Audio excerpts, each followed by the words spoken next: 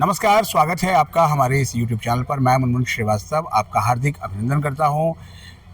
Due के exam शुरू होने में अब कुछ हफ्ते ही बाकी रह गए हैं और वैकेशंस एंड हो गया है। कॉलेजेस में छुट्टियों के बाद बच्चे आ चुके हैं और आज हम जो है वो जानेंगे ड्यू के श्री गुरु तेग बहादुर खालसा कॉलेज में कुछ सीनियर्स से कि वो अपने जूनियर्स को क्या टिप्स दे रहे हैं कि एग्ज़ाम को लेकर जो है वो कैसे वो तैयारी करें, कैसे उन्होंने सिलेबस कवर किया था और स्ट्रेटजी क्या हो। आइए उनसे बात करते हैं।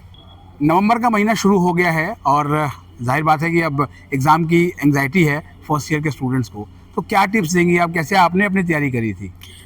मेरी टिप यही रहेगी कि अभी जैसे नवंबर आ चुका है तो बहुत सारी चीज़ें होंगी, तो कम से कम टाइम वेस्ट करके तुम्हें अपना जो सारा ध्यान है एक एक करके काम को करना है। मतलब ऐसा नहीं है कि हौच पौच में आके तुम ऐसे बस सोचते रहो कि बहुत काम है और प्रोक्रेस्टिनेट करते रहो। तुम्हें जो काम दिख रहा है पूरी लिस्ट बना लो, उसके बाद एक एक करके करते रहो। फर्स्ट काम हो गया, सेकंड काम हो गया, ये मत सोचो कि इतना काम बचा है। ये देख लो कि जो तुम कर रहे हो उस पर पूरा कॉन्सेंट्रेशन है तुम्हारा। और आपका नाम क्या है और आप इस यहाँ पे किस कोर्स में हैं? मेरा नाम महक है। I am in BSc physics honours third year. मेरा नाम अनिकेत मिश्रा है और मैं BA हिंदी ऑनर से थर्ड ईयर का स्टूडेंट हूँ। मैं अपने जूनियर्स को यही सलाह देना चाहूँगा कि सबसे पहले वो जितनी जल्दी हो, मतलब समय बहुत कम है, तो PYQ निकालें। जहाँ से भी हो PYQ निकालें, उसकी अच्छे से उसका विश्लेषण करें, देखें कि किस तरह के प्रश्न बन रहे हैं, 2 या 3 साल में कैसे प्रश्न बने हैं, उसके हिसाब से अपने सिलेबस को देखें और तब तैयारी करें यूनिट वाइज। मेरा नाम गगनदीप सिंह है। मैं BSc physics honours third year में हूँ।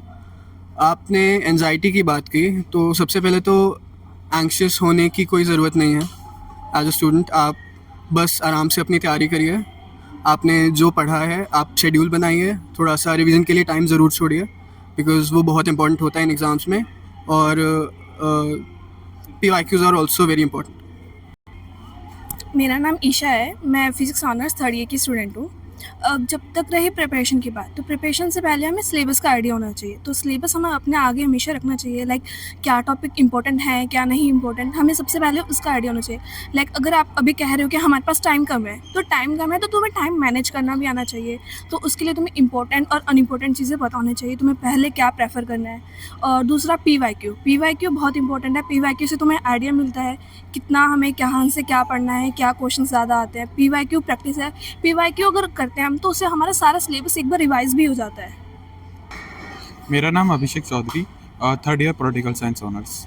पेपर्स के टाइम पे एंजाइटी होना तो जायज़ बात है, बट दिल्ली यूनिवर्सिटी के एग्ज़ाम्स इतने ज़्यादा हार्ड भी नहीं होते हैं। इसके लिए आपको PYQs और टीचर्स के दिए गए नोट्स ये बहुत अच्छे से पढ़ लोगे, एग्ज़ाम्स आराम से हो जाएंगे और एंजाइटी नहीं होगी इतनी। अच्छा, कॉलेज के एग्ज़ाम में ये माना जाता है कि लंबे लंबे आंसर लिखने होते हैं। आपको कैसा फेस हुआ था जब आपने तैयारी शुरू की थी? तो ऐसा ज़रूरी नहीं है कि हर क्वेश्चन का आंसर लंबा होना चाहिए, वो डिपेंड करता है क्वेश्चन टू क्वेश्चन पे।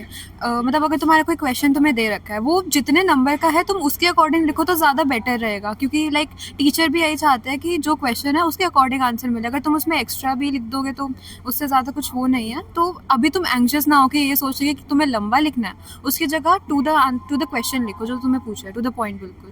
अच्छा, आपसे हम ये जानना चाहते हैं कि स्टडी प्लान कैसे बनाएं? स्टडी प्लान एज ऑफ कोई एक फॉर्मेट तो नहीं होता है। आप जैसे आप खुद हो, आपको अपने बारे में ज़्यादा पता होगा कि आप कब ज़्यादा कंफर्टेबल हो, आप कब ज़्यादा देर बैठ सकते हो और किस तरह से कितने ब्रेक ले लेके आप ज़्यादा अपना सिलेबस कवर कर सकते हो। आपसे ये जानना चाहते हैं कि आप मतलब लेट नाइट पढ़ते थे या मॉर्निंग में, या जिस दिन कॉलेज नहीं आते थे तो क्या ऐसा होता था कि रूटीन बिल्कुल बिगड़ जाता था?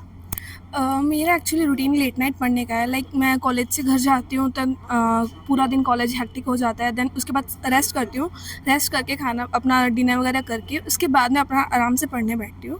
और ऐसा नहीं है कि मैं लगातार 4 घंटे पढ़ना, 5 घंटे पढ़ना। अपना थोड़ी देर पढ़ा, बीच में एक रेलेवेंट एक नैप ले लिया। और ब्रेक लेने का मतलब ये नहीं है कि तुम उसमें फ़ोन चलाओ, उसमें एक नैप लो प्रॉपर, और देन वही 15-20 मिनट का एक प्रॉपर नैप लेने के बाद अपना फिर रात को लेट नाइट तक जब तक हो सकता है उतना पढ़ लेती थी मैं। PYQs जब आप सॉल्व करते हैं तो क्या अलार्म लगा के पूरा एक पेपर दें या फिर क्वेश्चन टू क्वेश्चन सेट करें? मेरे हिसाब से क्वेश्चन टू क्वेश्चन डिपेंड करता है। जैसे कि हमारे कोर्स में थ्योरी बहुत ज़्यादा आती है, हमें 10 क्वेश्चन में से 5 क्वेश्चन अटैम्प्ट करने होते हैं, जो एक क्वेश्चन 18 नंबर का होता है। तो उसके लिए टाइम लिमिट बहुत ज़्यादा ज़रूरी करती है कि आप कितनी देर में कितना आंसर लिख रहे हो। तो उसके लिए आपको क्वेश्चन टू क्वेश्चन डिपेंड करता है कितना टाइम लग सकता है आपको। फर्स्ट ईयर के स्टूडेंट्स का कहना है सिलेबस बहुत लंबा चौड़ा है, तो क्या पूरा सिलेबस कवर करें या कि फिर पिछले साल के पेपर्स के हिसाब से? सर जैसा हम जानते हैं कि जो डी एग्ज़ाम करवाता है वो सेमेस्टर वाइज होते हैं, तो सिलेबस बंट जाता है बहुत ज़्यादा। बढ़ने के हिसाब से क्या होता है कि चीज़ें छोटी हो जाती हैं और हम यूनिट वाइज उसको कंप्लीट कर सकते हैं। तो इतना ज़्यादा हेक्टिक होने की ज़रूरत नहीं, सिलेबस बहुत बड़ा है या फिर छोटा है। मतलब टेंशन बिल्कुल ना टेंशन लें। बिल्कुल ना लें। तो आपने सुना SDTB खालसा कॉलेज के सीनियर्स को जिन्होंने अपने जूनियर्स के लिए एग्ज़ाम के टिप्स दिए, और हम इन सबको थैंक यू कहेंगे क्योंकि उन्होंने जूनियर्स की एक तरह से हेल्प ही की है। और उम्मीद करते हैं कि इनके टिप्स आपके काम आएंगे और आपके जो सवाल हैं वो कमेंट्स में लिख दें, और उन सवालों के आधार पर फिर अगली स्टोरी के लिए फिर आएंगे। आप सभी का बहुत बहुत धन्यवाद।